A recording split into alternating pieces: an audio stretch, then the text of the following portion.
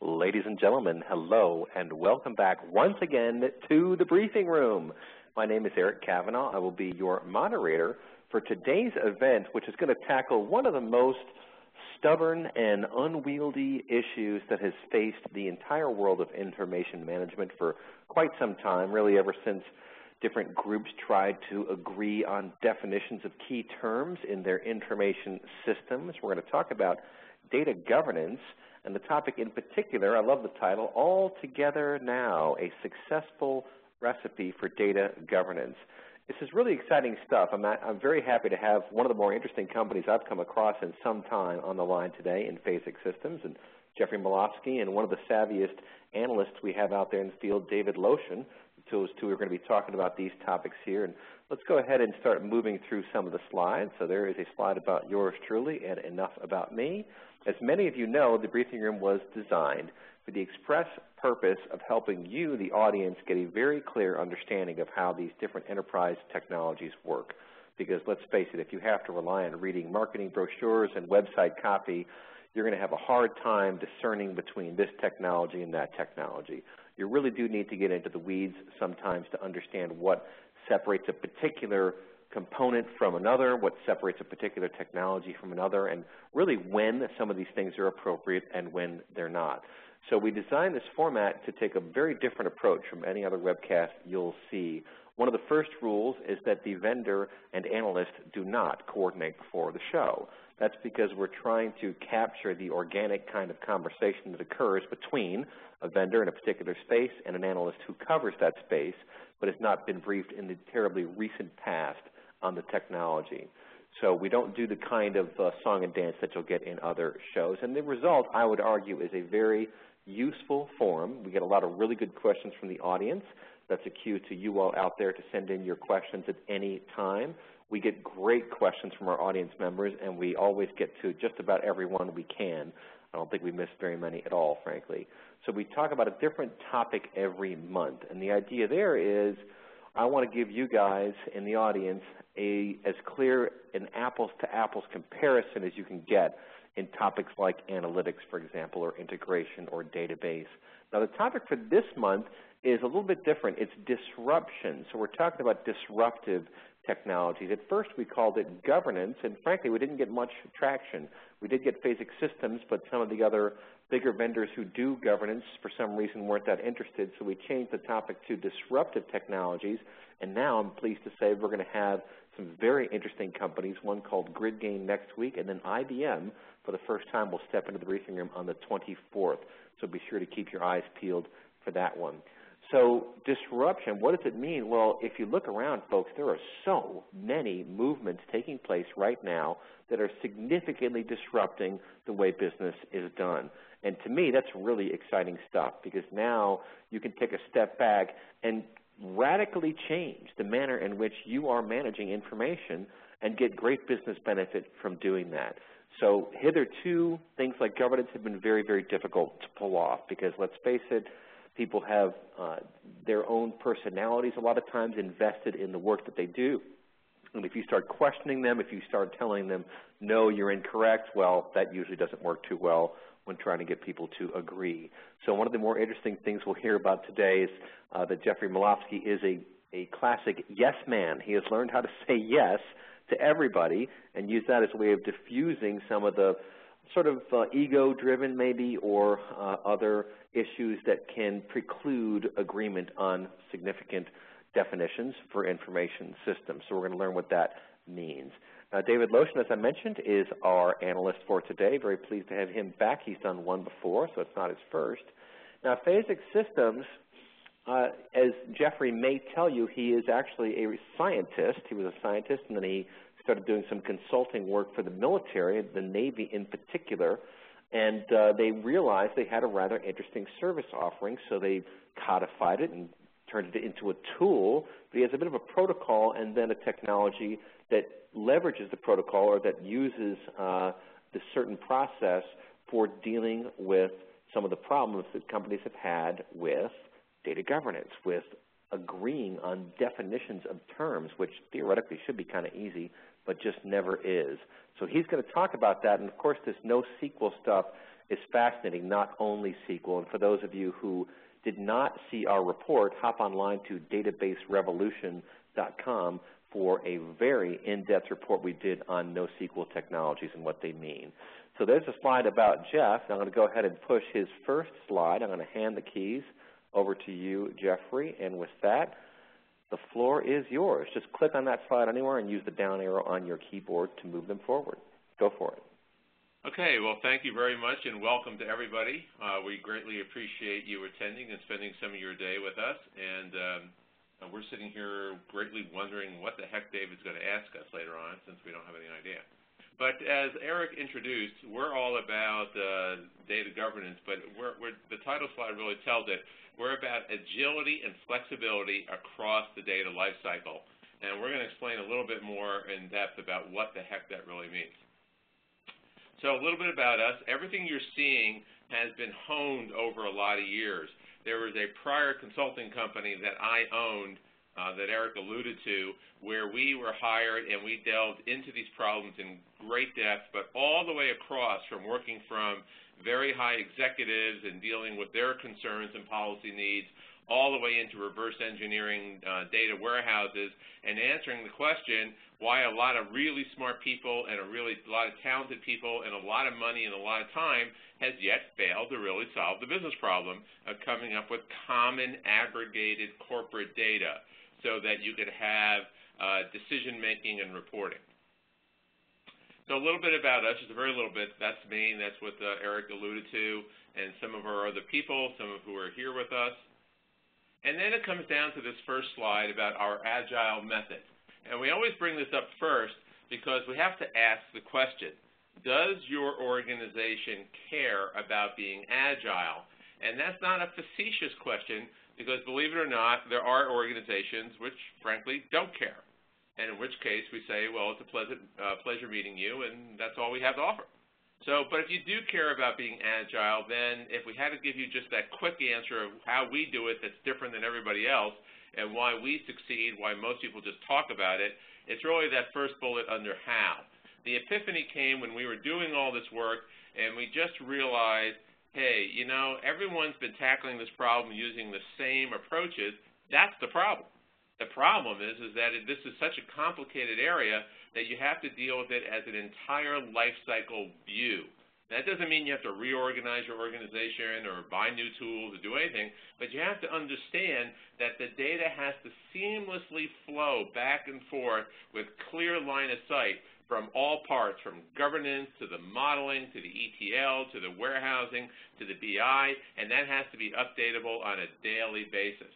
So our definition of agile means that when we come in on a 60 or 90-day completion cycle, we're not delivering a strategy, a plan, hey, this is what you should do, or we're not going to recopy industry standards and give them to you. You're going to get the completed products. You're going to get everything from governance plans, representation of your environment, to consolidated, semantically disambiguated terminology, all the way down to the aggregated data and the reports. And so that's clearly way faster than anybody else can do it, and that's the key. So it boils down into two areas, and it's methodology backed by supporting technology, and that's the other critical understanding. There are a lot of great tools in the world, but they're not solving the problem.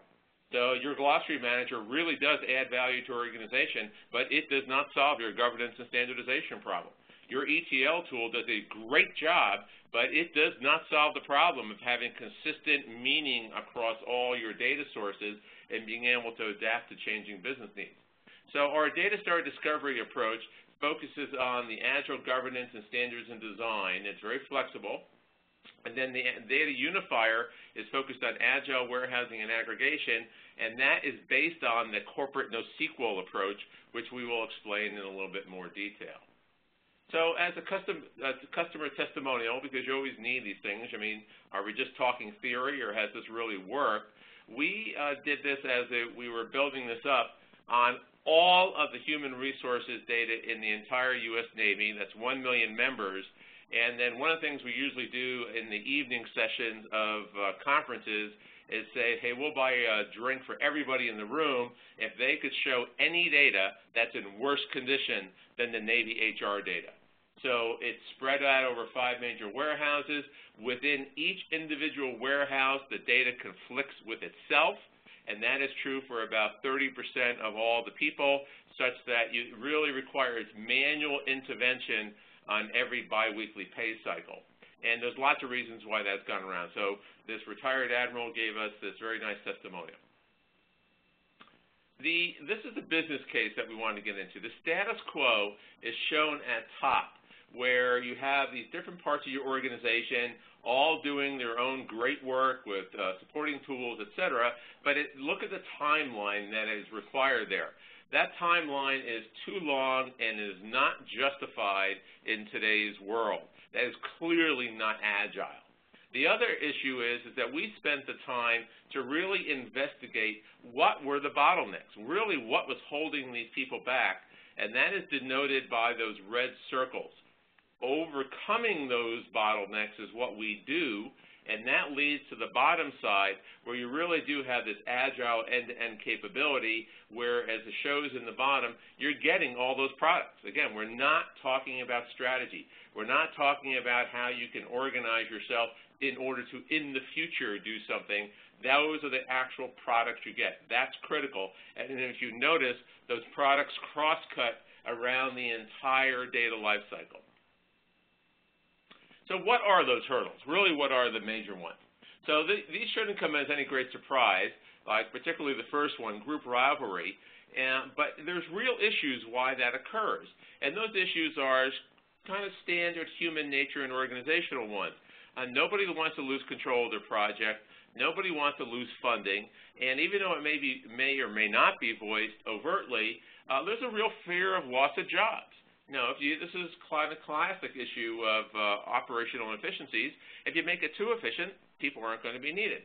So what you end up with is almost a civil disobedience that occurs in your organization. Now, we're not here to solve that. That's a management issue. But we are here to solve that being a bottleneck to producing common data that is connected across all the units, it supports all the applications, and it provides meaningful information to the executives in the applications. That boils down to what it states under the group rivalry bullet as there is no valid reason, business nor technical, in today's world to have only one view perspective of data represented in your data structures. That means that there's no value in saying there is one customer, only one customer, and everybody has to use that. That's not realistic. That also gives rise to a lot of those friction points. We don't want that. And that leads into the next bullet, which is terminology confusion, which is it is not okay to say we're going to come up with that one perfect definition of customer, policy, account, tank, hairspray, dog name, whatever it is, that will service everybody, because that is not the real world. So what we do is we embrace all those variations because they're all real, but you manage them. The challenge is now to clearly define the business scope they're used in, who's using them, why they're using it, and then distill them down into that 80% similarity that would be your corporate version, but allow those variations to occur. But the next part of that is, if you do that, you have to have widespread awareness so that the person writing the ETL transforms knows about the business caveats about why the customer is used differently in one group versus another. If that business information is buried in your UML models or system architecture or a glossary, or it walks out the room as soon as the meeting's over, you're not helping yourself, because the person who owns your data, the ETL person, they create the operational data, is unaware of it. So we have this fully integrated metadata capability that puts it together in a very simple way for everyone to see. And then the last piece is you have to then marry that up with the actual operational data. If you do all this great governance work and standardization and data modeling, but you don't make the downstream part more agile, you still have the same business problem. You still have to write all those very granular, detailed ETL transforms. Every source to every target, every data type has to match up. Everybody has to know everything, and then you repeat that for all your BI reports. So that's not very agile, and that's where Corporate NoSQL comes in. So in this slide, we're saying schema are not enough. And now a couple of key points here. So on the upper left-hand side, we're saying a lot of people have looked at integration, master data management, governance, but master data management is a good one. People ran off to go do the master data management, but you can't do master data management unless you can answer the question, which value do I use at which time, in which context, and whose source value is right at that moment in time. And if you can't answer those questions, you don't have master data, so you can't fill your master data hub. And that's where a lot of people have gotten stuck.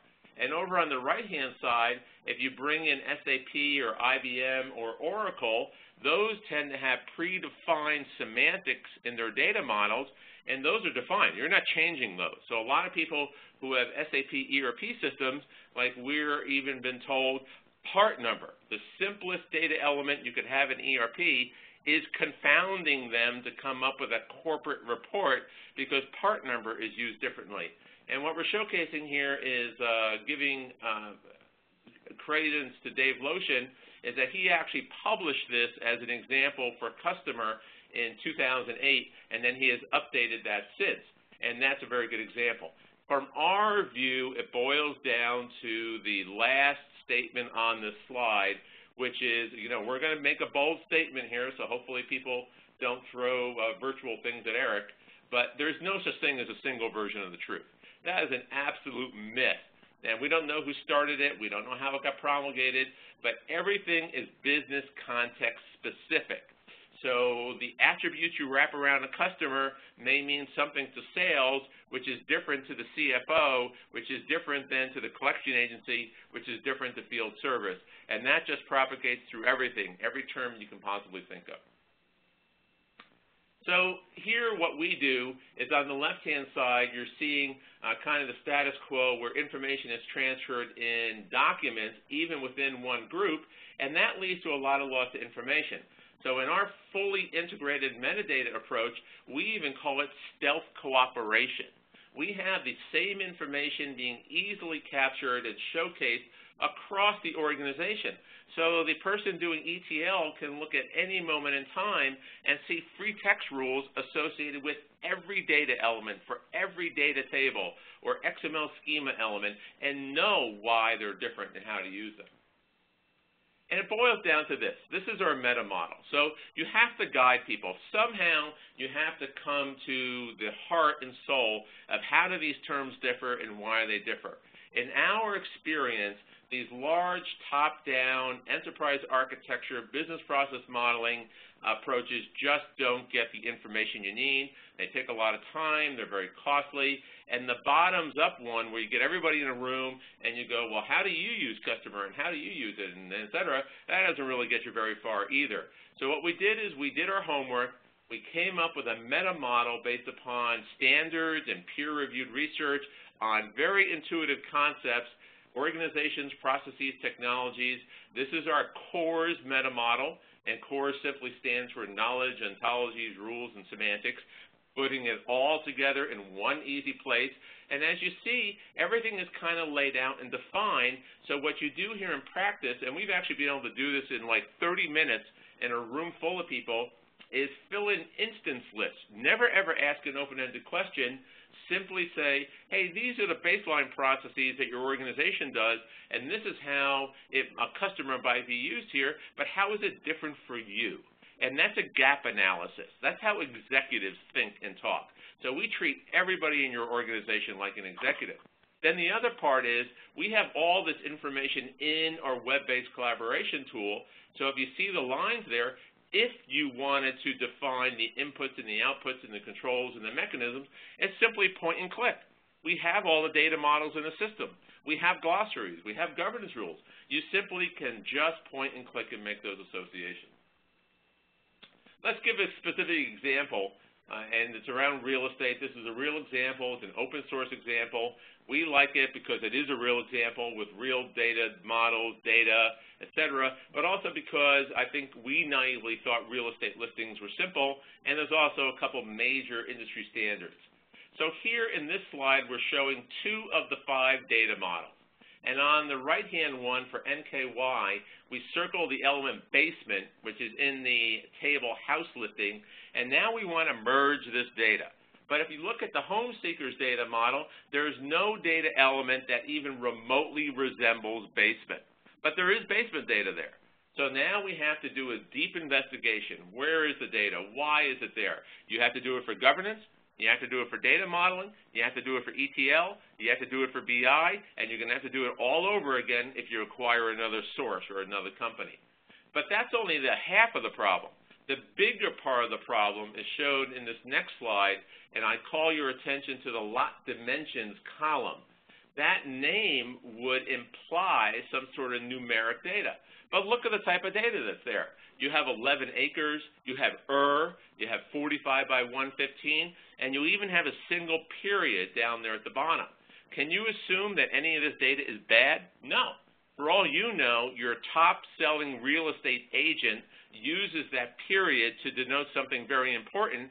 You can't kill your sales because you want to clean up your data, and trying to find that information out is what has bedeviled everybody for a long time. In our approach, we say there's not one lot dimension, there's 3 unique data entities, and we can happily embrace them and use them. So we could have lot dimensions.topography, lot dimensions.size, and lot dimensions.description. 3 unique entities. We'll actually define them in that unified business model. We'll define them in the data model. We'll get consensus, and then we'll actually put it into the operational data model and feed it into the ETL and feed it into the BI. Timeline to do that, we have actually done that entire design portion of it, not the manhandling of the data, in 30 minutes in a room of 100 people. So as soon as you get over those red circle points, it will be astonishing how quickly you can get agreement and get these things produced. So here's another example. So this is garage data, and on the right-hand side, you see the 2 of them have integer values, and that might connote, hey, they're easy to merge, but not really, because each state can have a different legal requirement for what constitutes a garage space, so you can't just merge this data. And on the left-hand side, you see there's a mishmash of stuff. So here again, we would say there's 3 unique entities. A simple view of the DATASTAR discovery process. It is a coordination center, so you have all that information in there, but it has 2-way capabilities to other tools. Can't lock you into one tool. We're viewing this as a coordination capability. This is part of what it means by fully integrated metadata, a simple screenshot. Here we're showing multiple data models open at one time. We're editing one, which is the one in purple, and on the right-hand side, we're doing real-time in-place editing. And if you look at those tabs, that's all the metadata that can be captured from everyone in your organization, and it's attached to every element in every table in the data models, in the glossaries, in the business model. And that even brings up one of the cool things that we've come up with, we call term normalizer, where in this one pop-up screen, you can search across multiple data models, XML schema, glossaries, and in one place, you can compare all their definitions, you can build the new definition in the lower right-hand side, and you can even create lineages that live on forever in the upper right-hand side, so you don't need a different lineage manager, you don't need a different glossary manager, it's all done in one place. This finally gets us down to where we use Corporate NoSQL in the last few minutes, and this is for the DATASTAR UNIFIER. And if you're not familiar with NoSQL, NoSQL is used by the major websites, Google, Yahoo, Facebook, no database servers behind the scenes, no multi-month dimensional data modeling efforts, no 9-month Informatica ETL efforts. They can't afford that. They're trying to come up with new ways to push you data on a day-to-day basis, so they have to do it quickly. So all NoSQL means is that it's a flat C of key value pairs. If you want the first name, there's a key equal first name, and there's a value equal Geoffrey. Corporate NoSQL, though, says that's not really good for the corporate environment because you really do want to control grouping of data around what's important for your organization. So all we did was marry the two at best.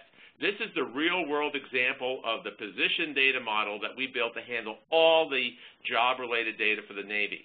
And if you look at each table, it's simply some primary keys, which give you grouping, and then the type value pairs. The type element is the same as the key we talked about, and it gets assigned the vocabulary, which we manage in the system and is shown in the upper right, and the vocabulary is external to the physical store, so you can change this at any time, and you never make changes at all to your physical environment.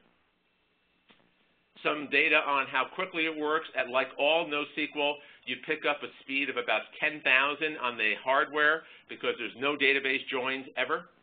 And then I'm going to jump over this. This is about how bad the data was. And this is what the data really looks like when it's stored in the system. So you can see how simple it is. So this is a methodology that will go into any database server. Use your existing software servers, your existing hardware. You will get back a great deal of capacity. You do not need expensive hardware. This works on very low-end hardware. And then finally, some more signs of how this works. This was applied to an object-based learning management system where the problem we solved, which could not be solved previously, was how do you use the same type of object notation to marry job requirements to resumes, both on legacy information from like World War II to the newfangled competency-based workforce. And then the last few slides, this is the resume portion of that. And this was so successful, we built it called the Position Resume Data Model. The Governance Board changed their name. To this day, they're called the Position Resume Data Model Governance Board.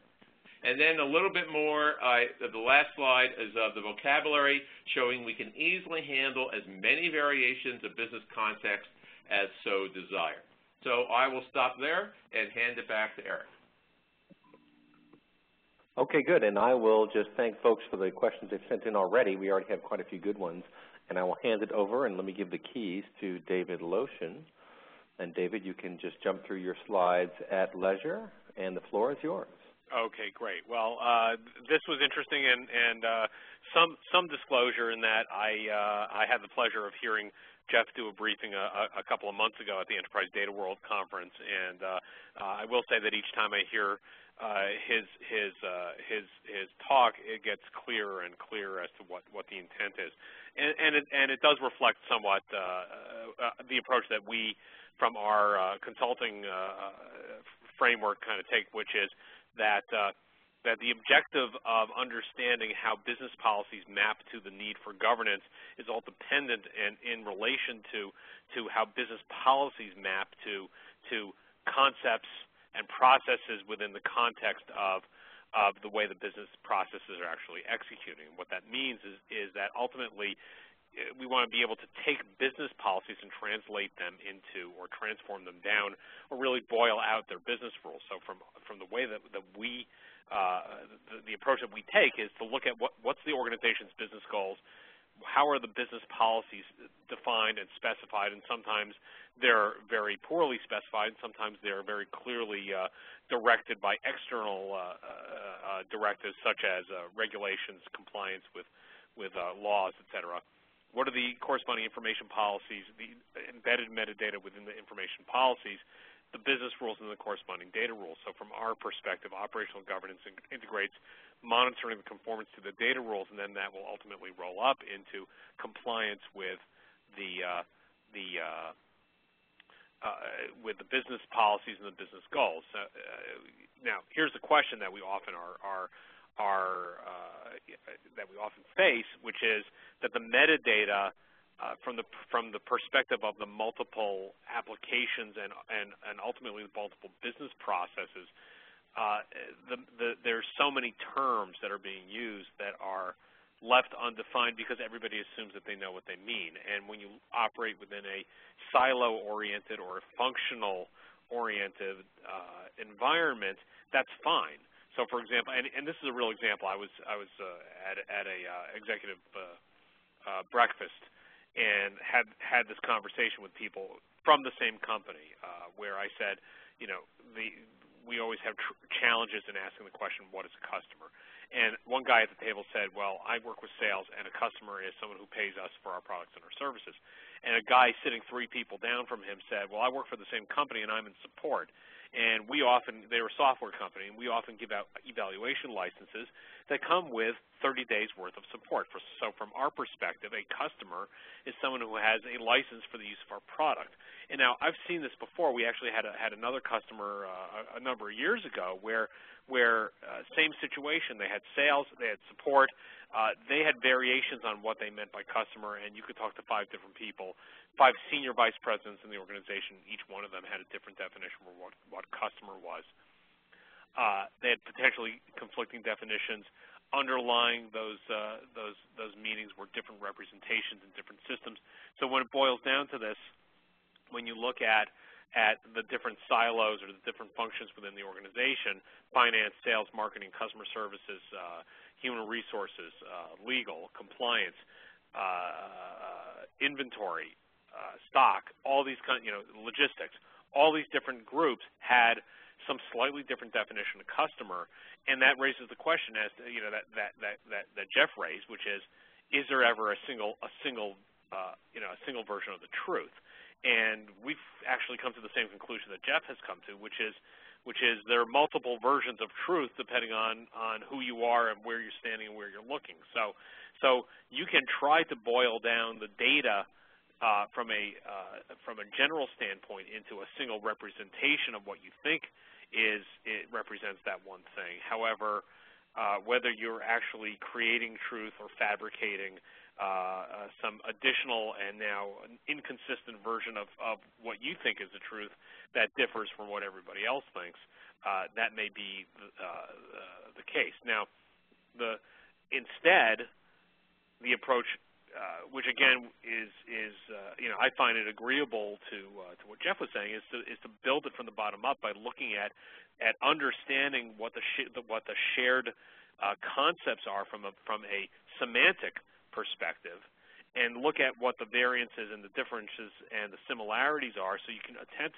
to harmonize your information architecture. So from our governance perspective, we are looking at the business's use of information, the quality and the usability and the control over that information, but really it has to be mapped into building it from the bottom up from the metadata perspective, which looks at what are the business terms, what are the concepts, what are the definitions, semantics, then the reference metadata, conceptual data domains, value domains, and mappings between and across those, and then the data elements and the definitions and how they map using aliases or synonyms to those concepts and business terms in their use of conceptual domains, value domains, and how those all then map to the next level, which is into your relational models or your entity models, and whatever your representation is. Now, we've looked at developing our own kind of meta model for that, and it's interesting to map this to Jeff's meta model as well. But we look, for example,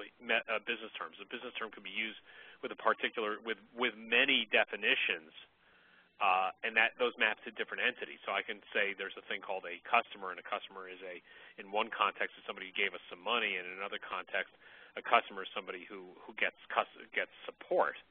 And in those cases, we're using the same term, but different definitions that now map to completely different things. And to kind of do an example, we can identify business terms that exist within a policy, and this is actually a clause in a policy that I pulled from the web, from some place that we actually ordered something. And just to point out how undefined some of these things are, I said, okay, let's look at this any specific clause and look at how many different nouns exist within that one thing. If you don't receive a confirmation number in the form of a confirmation page or email after submitting payment information, or experience an error message or service interruption, et cetera. Well, there's 9 different nouns here that all refer to specific entities, whether they're individuals, whether they're representations of some item that exists within the business flow or the business process. It's just clear that yet again there's the absence of clarity with respect to the business policies, and then how can we engineer our systems to validate or verify that we're observing their business policies if we don't have data policies associated with them. Here's the same thing for verbs: receiving a confirmation, submitting payment, experiencing an error. We've got 5 different verbs here that all refer to some action. And in fact, our meta model builds up into what I call the chain of definition. This was from the perspective of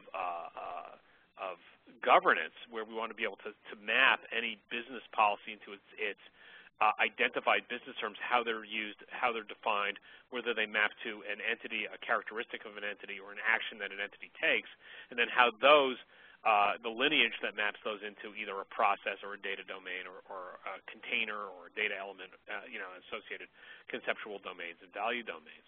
And an example might be looking at harmonization, where we're looking at the chain of definition to say, well, there's this thing called the Social Security number, there's a thing called the social sec in 2 different systems, but they actually refer to the same thing, and that we were able to derive as a byproduct of the process of harmonization, even though they have different names and they have different data types. So we want to be able to use this to determine when similarly named data elements refer to the same concept, or when same named data elements refer to different concepts, consolidating them when it's possible, but differentiating them when it's necessary. So here we can say these things map into a data element concept, which is a Social Security number, but it's actually mapped into 2 different data elements that have 2 different that rely on the same conceptual domain, which is 9 digits, but they map to a different value domain because one has 11 characters, which includes some punctuation, and the other one does not have the punctuation. So I've got lots and lots of information on this. If you want to follow up directly with me about some of these issues, I'm sure we may have some time during this briefing. However, I think, Eric, if you're okay, I'm going to go into some of the questions. Go right ahead. Okay. Well, Jeff, one of the common themes that you walk through is the need for collaboration as part of the lifecycle management for creating that unified business model. To what extent is this collaboration driven by your product, and how much? Because if I recall, one of your slides actually was a combination. It said a combination of the system and DATASTAR and your consultants or your processes. To what extent is it the software, and how much of it requires processes that are designed around the software? It's really a combination of the 2 in the sense that to kick it off, and remember, our preferred mode is that we come in with a professional services just to kind of kickstart the organization, and that can be 30, 60, 90 days, whatever. It really doesn't matter to us. We actually did an entire project in 3 days recently for Public Services Commission Canada, and we can actually showcase those results. Our client there was extraordinarily impressed. So it's the methodology, getting things rolling, and then, like everything else, as we said, just like you said, Dave, if you're in there with your people and you're doing a great job, what you don't want to do is to lock away that corporate knowledge in Irwin. I love Irwin, but it's not an agile tool for everybody in the organization to use. You don't want it to dissipate as people have their second donut because they forget what they just had because they're on a sugar high. So our web-based collaboration tool is a key part of it because it's so easy to capture it in real time or to modify it later, and that's a critical component of it, and it was designed to fill that niche. We view it as a complement to all the other tools that are out there. So if you're doing IBM or Informatica or Irwin or whatever you're doing, so it's really that combination. In practice, we adjust it based upon what's right for the organization, because the first thing you have to deal with is the reality of that organization's environment. There may be politics by where even questioning the definition of customer is just a quagmire you don't want to get in. So then what we'll do is we'll build the corporate definition. We'll just take a good baseline and we'll move it because it's so easy to modify later on. Well, I guess I'll push back on that a little bit because the issue here is we could use the tool to pre-populate the model, and we could even present it to the user, to the people in the organization. But once you presented it, it's now it's now out there, and it's in order to keep it going, you've got to have that positive input from the individuals that are involved, and that's without having the practices, the theme that Eric launched at the beginning was governance. And it's one thing to have the tool to support the governance, but it's another thing to have the practice of governance and the mechanisms by which there's one individual who's tasked with overseeing the management of the repository, as opposed to other individuals who have the role of reviewing the material or making recommendations. And without that, it becomes it defaults to a repository, not a collaboration mechanism. Well, yes. So that brings us back to the word agile. So if you remember, in like my first slide and my third slide, we said we are all about being agile because we recognize that if this is approached in traditional methods, which is spend a lot of time, come up with the organizational structure, assign these taskers to people, it bogs down in and of its own weight. And so you don't really get very far, exactly. And so with the slide that's being shown.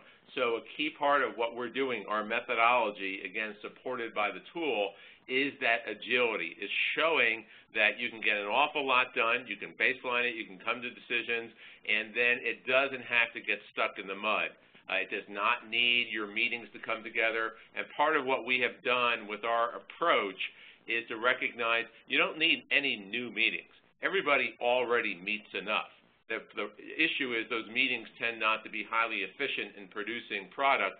So agility to us is to greatly respect people's time, their organization time, and make those meetings more efficient. And an example of that, again, is back to when we honed this, that governance board on the position resume data model used to meet 3 full days per month. We convinced them to cut it to 1 4-hour block per month, and even that used to leave early. So again, agility is about getting it done well, and getting it done quickly. I think that kind of leads into my second question, because you can use the term agility. And certainly that's appealing to people who have kind of plugged into that mentality, but most organizations are not, or not as yet. So that leads into the second question, which is what's the approach for transferring the knowledge for identifying semantic conflicts and resolving them within the organization? I mean, this is really what I would call a significant item that you're suggesting can be addressed with the tool, and once you walk out the door, the people who still are working there still have to go through the process of flagging what might be a potentially conflicting set of definitions, and then the process for, even in an agile manner or a non-meeting manner, they still got to come up with a harmonized view. So how do you transfer that capability? And that's a good point, and that is exactly what the tool has been designed to do, and it's not in one place because you don't know what's the right place. So, for example, in the data model section of DATASTAR Discovery, each table, each element has fully integrated metadata associated with it. So that includes a tab, and there was a slide later on that showed that, where a tab which collects free text rules from the business people, whatever they want to say. Another tab that collects and defines the allowed value space for that element. And those can be individual tokens or a reference to a master code list, which we also keep in the system. And it can also include asynchronous comments by the entire team. It also includes lineage, the Link Tos tab, which includes the elements in other data models or XML schema along with metadata for that. And then it includes all that information associated with there in the data model itself to live on for all time.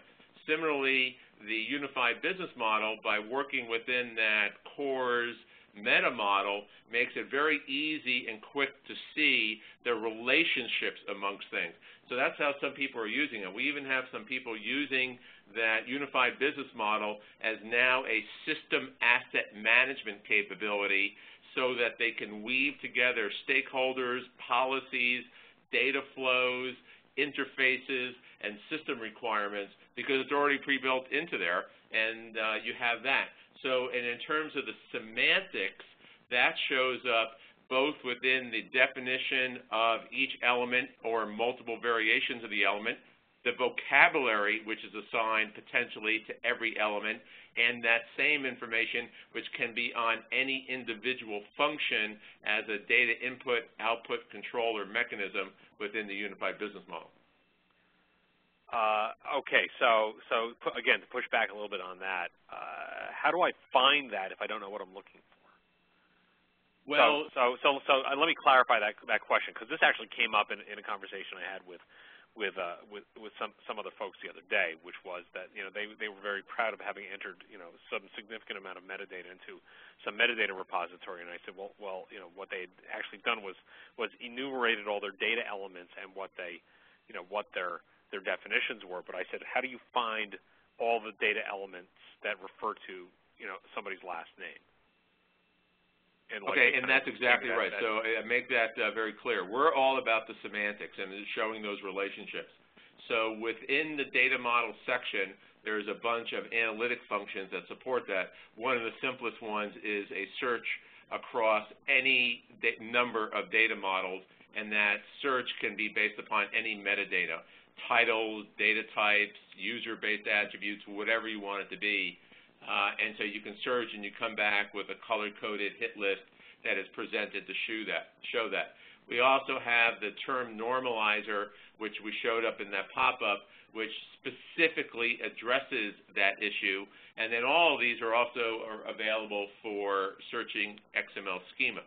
In the unified business model, you also have the find capability, which searches across the complete model now and then allows you to hone in on, again, not just based upon title or definition, the whole potential of all the metadata associated with these things, and then it gives you the color-coded list about where those are coming in.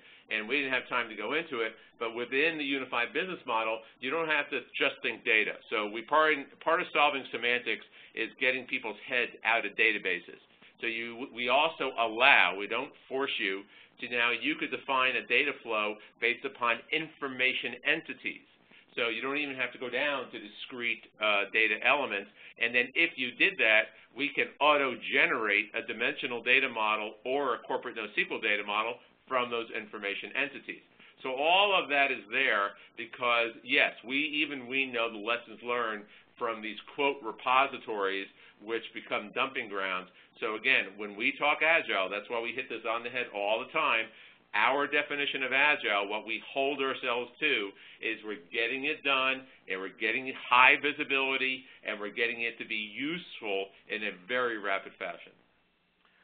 Okay, good answer. So another question. A lot of the material that you shared suggests that the intent of the technologies is for developing data warehouse or business intelligence models. And I want to clarify what I mean by that, which is rather part of what you're suggesting is that the analysis that you can use your product for is to help in identifying the semantics associated with a project with a greenfield project. So it's to create a new data warehouse or to do a new data integration activity. Is the use limited to consuming the data from the existing systems and putting it into a new system, or can it be used to engineer or re-engineer operational systems? And what I mean there is because I don't have much chance of changing the names or creating aliases for systems that were written 30 years ago in COBOL and are so ingrained within production that nobody dares touch it for fear that it's going to bring the entire company down. So can you use it to re-engineer these systems? If so, how do you do it? And if not, why couldn't you do it? Yes, it is specifically set up to re-engineer, and that's what we did. So again, in that 1 million member HR example, we started with these 5 major warehouses, some of which were old COBOL mainframes, by the way. So you can't even really call it a warehouse because it was something, and then you had to get an extract out of it. And then all the way to Oracle databases, and we re-engineered it back into the same Oracle servers, and you lessen the load on the system by 10 to the 4th. And that's why we say it's a methodology. And then if you roll the slides forward, Eric, to the DATASTAR UNIFIER one, then you'll see just a couple more forward right there. You see that under the warehouse, it doesn't matter what server it is. It can be your existing servers. You can go to the freeware NoSQL one. It just doesn't matter. And the other thing, which is kind of a technical issue, believe it or not, the size of the database on the hard disk goes down by about 40%. It can be smaller, and that just shows you the bloat that's in normal data systems. And so it's specifically been designed to be a methodology that, think of it like, spending the weekend and cleaning up your air conditioning system to make it a more powerful system. So when you show up on Monday, you're nice and cool in the hot sun, and there hasn't been any noticeable real change. That's specifically what we're after. Okay, reasonable answer. So now I'm going to go back to something that I referred to earlier, and focus on that a little bit more, which is one of the barriers to getting value out of metadata and governance tools is that need for ongoing maintenance of the content that's in there. And let me give an example that you've collected the metadata associated with some set of applications, and now you just spent a year, going through your entire inventory of applications, and in the interim, your applications have changed. There have been modifications to the models. There have been modifications to the the code.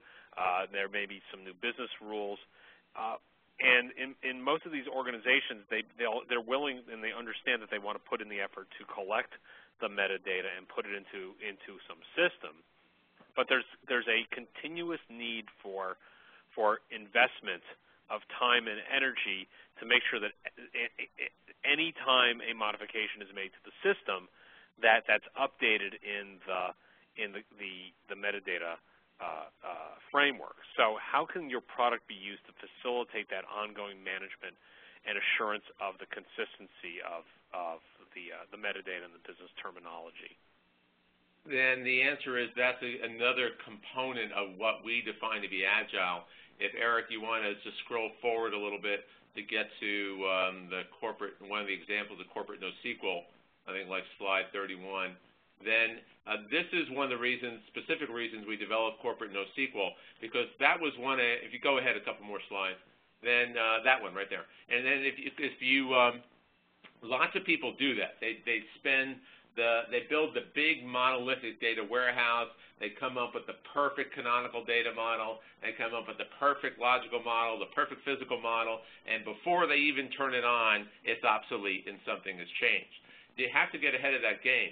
So what Corporate NoSQL does, and if you can just go ahead about 3 more slides, then I'll make the point, is right there, that's fine, is what would have been a fixed column in a standard data model is now elevated out of the physical model to become vocabulary, which you're seeing here. That vocabulary is managed and owned by the business side. It can be changed at any time, and it simply is mapped onto the existing physical data. So the same data can be concurrently mapped with many different descriptors, and these are just some examples about resume identifiers.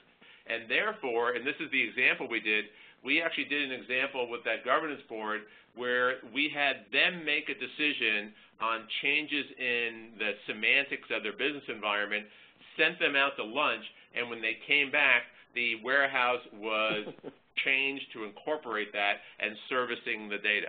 Can't do that with traditional approaches, and that's really the whole point of coming up with this Corporate NoSQL. So let's do a use case scenario, which again is something that we've seen people struggle with in some of the consulting engagements that we've done.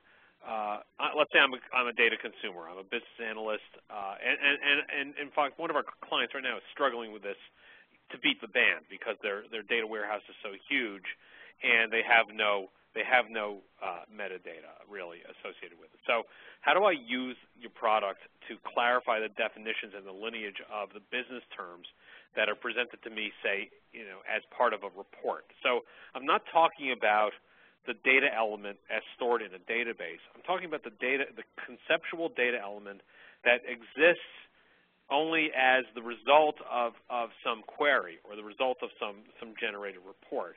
And it's not a persistent data element, but it is a data element nonetheless.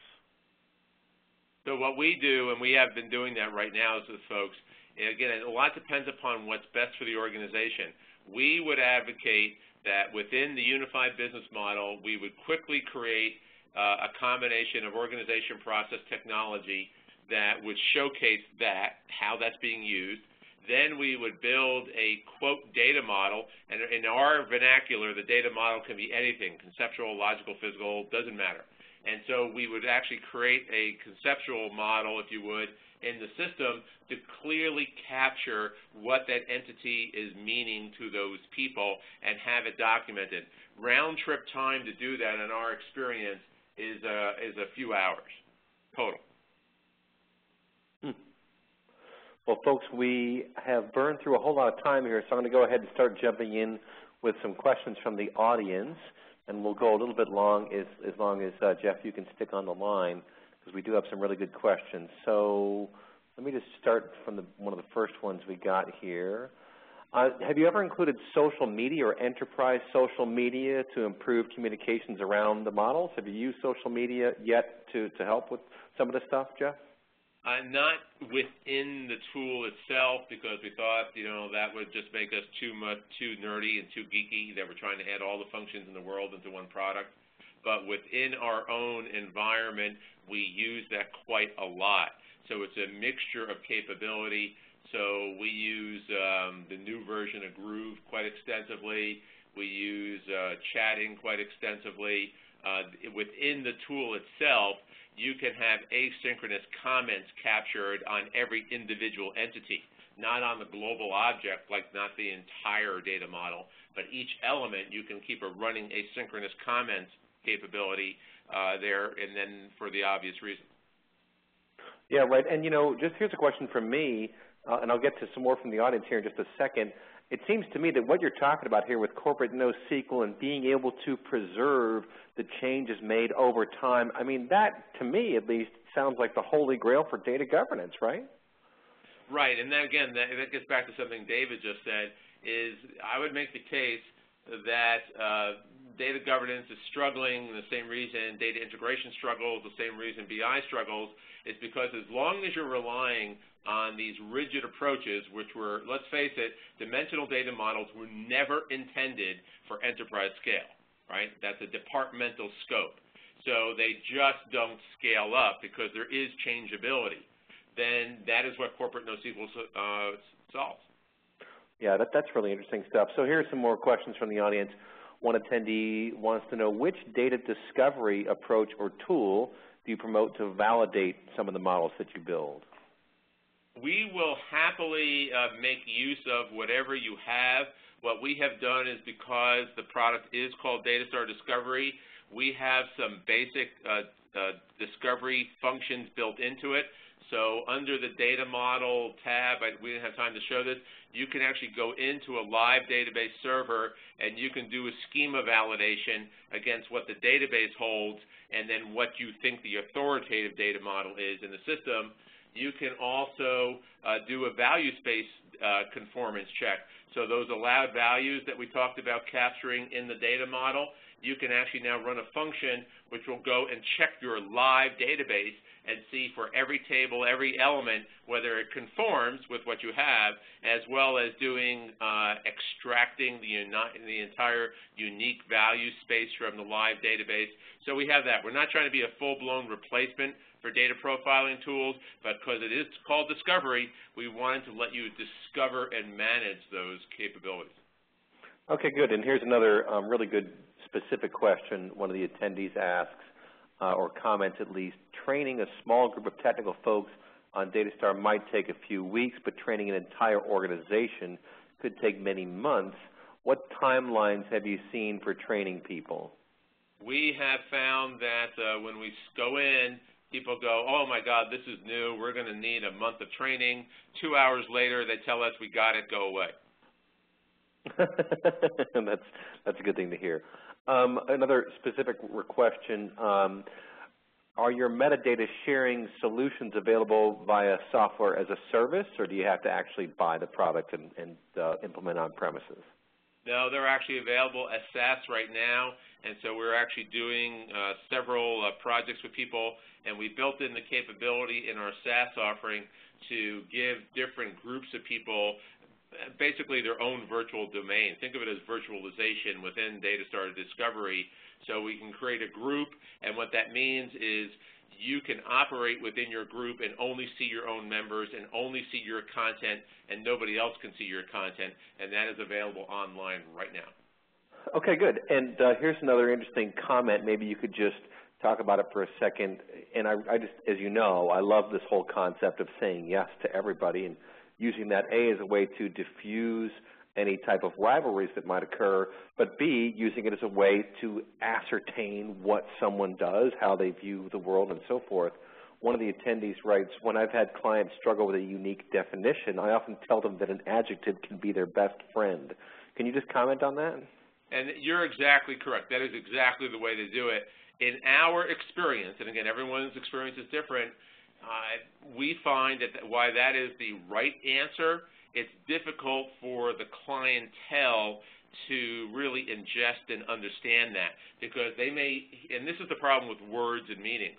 When you hear the words, you go, that makes sense, but then they try to think, but in the report I just ran last week, I don't know where I would use that adjective, and I don't know this. We're trying to overcome that. We're trying to overcome the chasm that exists between a lot of good ideas being verbally spoken, and then everybody walks out of the room and nothing changes. So we tend to avoid using those phrases, but we agree that that is the right answer. Mm-hmm.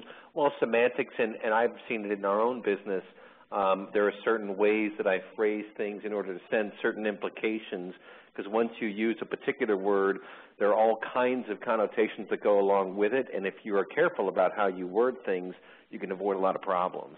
Right. So let me see. Here's a really specific question, so this might be a bit of a curveball for you. One of the attendees, one of our regulars, asks, how do you address the incorporation of rules affecting the dynamic evolution of modeled entities and properties, such as financial instrument contractual terms, in an otherwise static ontological model? Well, that's kind of a loaded question. The first thing is truth in advertising. We are not a machine computable rules engine, nor try to create machine computable rules. So that should take half of that question off the table. The other half is that's why we capture rules in multiple places. Again, we're trying to marry up to that age-old problem where you have to get the corporate knowledge out of the business people, but let's face it, business people didn't spend their career learning how to analytically decompose things into normalized objects. That's not what they took the night classes in. So you have to somehow deal with that. So that's why for every element in the data model, you can capture free text rules. There's a whole tab for rules there. You can capture allowed values, which is a type of rule. Within the unified business model, we use the old IDEF0 construct underneath processes, so every function can have controls and mechanisms. Those are rules. Those are controlling capability. So that's how you do it. Is it the same thing as an ontological rule? No, but we have turned our back on the full ontological approach, specifically because we don't believe that has practically been implemented or is capable of practically being implemented. Mm-hmm. Okay, good. And we'll just go another couple minutes here to get to some of these last questions. One of the attendees comments, being in MDM for over 11 years now, which, let's face it, is a long time for MDM, I'd argue that there is a single version of the truth. However, there are multiple views and context of that truth required by different consumers across the enterprise, and I'm guessing you agree with that violently, right? Well, except for there's a very strong-willed discussion forum on LinkedIn right now under the TDWI-BI forum about whether there is a single version of the truth. And in that, I said single version of truth is a fallacious concept. Because truth, to be the truth, it has to have quantifiable metrics in order to gauge it against. What are those metrics? If those metrics are not in the data system, data does not find truthfulness. You can have data accuracy, but data accuracy just is a different type of metric than truthfulness. Truthfulness has to be measured against some sort of business metric. So while we certainly say you want accurate, reproducible data, and I used to be a research scientist, so if you didn't have accurate data, you didn't have a job, basically. But just because you have accurate data does not mean you have the truth. Just look at the front page retractions from science magazines now that are going on, which were unheard of. So something which was published as, quote, the truth 2 months ago has just been retracted. That just happened yesterday. So somebody who published results saying there was bacteria that lived in an arsenic-based form of life and changed everything, said, oops, we were wrong. So what was true there is no longer true. So again, I would caution people, data accuracy, yes. Single version of the truth, no. Well, let me jump in here for a second also, which is that there's this perception that I can collect that I can boil down every representation of every entity into some unique or some default modeling concept, and from that I can derive I can represent every single representation of the way that entity operates within the environment. And I'll claim that if you've been doing MDM for 11 years, what MDM was 11 years ago is completely different than the way people are looking at it today, because 11 years ago there was a focus on organizations. The vendors were selling tools that said, here's your customer model and here's your product model, and it just doesn't work that way because I'm not just a customer. I'm not just the president, I'm also a client, right? I like the company so much that I bought it. I'm using these examples because these are examples that I use all the time. But I play multiple roles in different environments in different times, and over the lifetime of my engagement as an entity, doing any kind of interaction with an organization, I am going to be represented multiple times in multiple ways in multiple roles, and at no point would any of those roles be able to be distinguishable from me, yet from me the entity. But the more you look at it, and the more you look at the identifying information that's associated with any single entity, it all boils out because it's not something that's inherently distinct.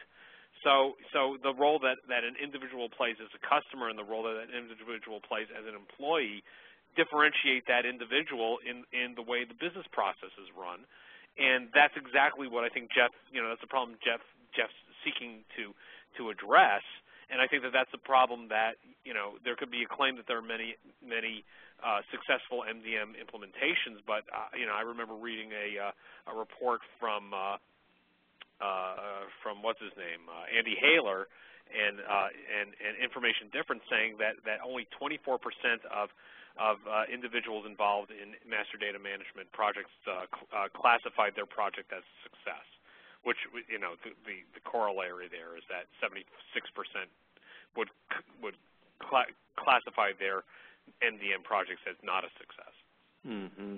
And let me throw one nice last question over to you, and I know that you do have some information from your experience in the Navy, but one of the attendees wanted to know what metrics you could offer in terms of how these agile methods do still offer the business value or greater business value as some of the more traditional approaches.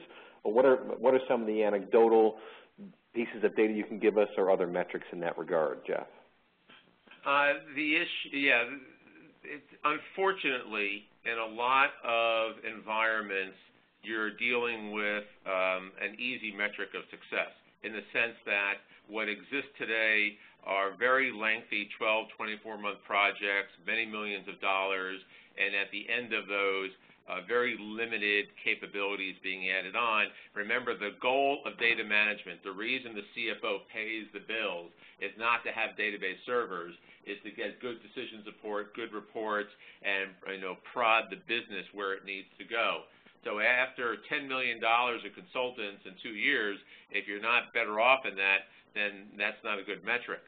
That's one of the reasons why we say the metric of our success as a services and product company is at the end of that 90-day engagement, you have these things working, that you actually have better reports. You have your people agreeing and understanding what those variations and use cases are for the terms, that you have that common corporate model, and then that is actually implemented in your operational data system.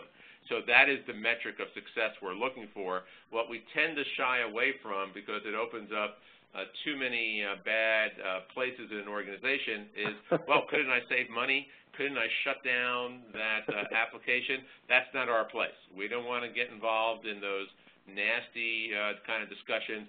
We just want to make your organization successful and do it very quickly. Well, that sounds good. Well, folks, we've burned through 70 minutes, but wanted to thank you all so much for your time and attention. Awesome questions, everyone. I think we got to almost all of them, or maybe all of them. If not, my apologies to you. We've got one. Yeah, okay. That sounds good. So speakers, stick around for one more quick moment, but we'll wrap up here in a second. We have two more excellent webcasts this month. We have a company called GridGain next week, and then IBM, Big Blue itself, is coming in here the week after that for July 24th. And I can tell you, folks, that I have not, of course, implemented what Jeff Malafsky is talking about here today. I've not used it myself personally, but I've certainly looked at it very closely. And conceptually, I would say this is the most elegant solution I've seen for dealing with either master data management or any reconciliation of disparate information systems that I've ever come across. I think it is really some powerful stuff that at least warrants your looking into it. So thank you so much for your time and attention, folks. We will conclude our webcast now, but check out InsideAnalysis.com for all the latest in this growing field of information management. You can check out any of the archives. We have something like 60 briefing rooms in the can now, and you can also go to databaserevolution.com for information on all of our NoSQL research, which is ongoing. So with that, I will bid you farewell, folks. Take care. Bye-bye.